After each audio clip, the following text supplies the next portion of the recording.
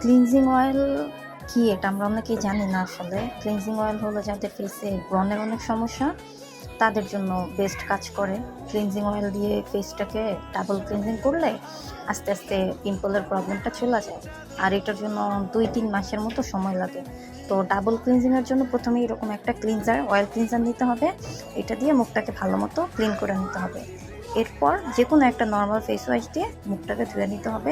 এভাবে ফেস যখন deep clean হবে তখন ফেসের ময়লাগুলো বের হয়ে গেলে ব্রণের সমস্যা আস্তে আস্তে কমে যায়।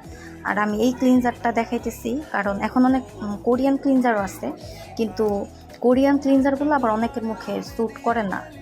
এমন অনেক কাপড় আছে যারা কোরিয়ান অয়েল ক্লিনজিং ইউজ করছে, এরপর ফেসে ব্রেকআউট হয়েছে, পিম্পলের সমস্যা হয়েছে।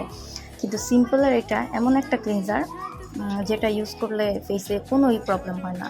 আপনার যদি সেন্সিটিভ স্কিনও হয়, অ্যাকনি প্রোন স্কিনও হয়, ড্রাই স্কিনও হয়, কোনো সমস্যাই হবে না। এটা এত ভালো কাজ করে প্রত্যেকটা স্কিনের জন্যই। এটা কোনো প্রবলেম ক্রিয়েট করে তো না, উল্টা আরও অনেক ভালো রেজাল্ট দেয়। আর এটার দামও অনেক কম, কোরিয়ান ক্লিনজিং অয়েলের থেকে অনেক কম দাম।